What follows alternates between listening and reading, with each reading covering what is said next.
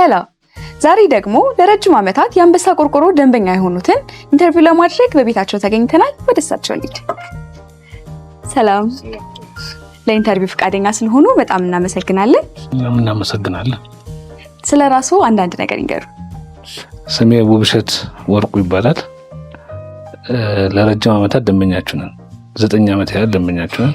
ስለ አንበሳ ቆርቆሮ እንዴት ነበር መጀመሪያ የሰሙት? አንበሳ ቆርቆሮ ያው ማስታወቂያ ይተዋወቃል። በአዲስ አበባ ውስጥ ብዙ ብራንቾች ነበራችሁ።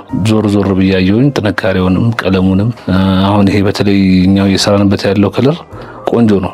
ብዙ አንጸባርቅም፣ ብዙም ጨለማ አይደለም። ደስ ይላል። በቃ አየር እንትጣራ ላይ ሲቀመጥ ውበት ይሰጣል፣ ለቤቱ ውበት ይሰጣል። በተለይ ቤትሽን ፈካገሽ መሰሪው ከሆነ ላዩ ላይ ያለው እንትኑ ይስባል። ጠቆር ያለውን ነው የምፈልገው ብዙ ጊዜ። ስለዚህ ግን አሁን ቀጥታ ፋብሪካው ሄጄ ማነጋገር አለብኝ ብዬ እዛው አንበሳ ቆርቆሮ ፋብሪካ መጣሁ። ሴልሶችን አገኘን። ሴልሶች በስነ ስርዓት ተቀበሉን። ቢሮ አስገብተው የምንፈልገውን ዲዛይን ሰርታችሁ አምጡልን አሉን። የምንፈልገውን ዲዛይን ሰርተን ሰጠናቸው። ሂሳብ አወጡልን። ሂሳቡን ከፈልን። ቤታችን ድረስ አመጡልን። በጣም አመሰግናለሁ። ወደ አንበሳ ቆርቆሮ ወይንም ወደ ኢትዮጵያን ስቲል ሲመጡ ከስተመር ሰርቪሱ እንዴት አገኙት? ከስተመር ሰርቪሱ በጣም ደስ ይላል። መጣን። ሴልሶች አሉ። ሁሉም ሰው ይዘው ነበር። አጋጣሚ ገባው።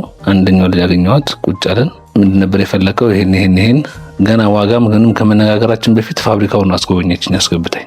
ከዛ ይሄ ነው ብላ አስረዳችን። አይነት መረጥን።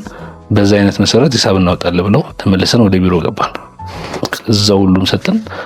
ፍጥነቱ ነው ደግሞ የኛ ትንሽ ፍላጎታችንን ወደ እናንተ ያደረገው። ፍጥነትም አላቸው። ዛሬ አዘዝኩኝ ወይ 2 ቀን ወይ 3 ቀን ቢበዛ ወዲያው ይደርስልናል። ስለነበረን ቆይታ በጣም አመሰግናለሁ። ፈቃደኛ ሆነው ለዚህ ኢንተርቪው ስለተገኙልንም በጣም አመሰግናለሁ። ከዚህ በኋላ ከኢትዮጵያን ስቲል ጋር ሰፋ ያለ ቆይታ እንደሚኖረው ተስፋ አደርጋለሁ።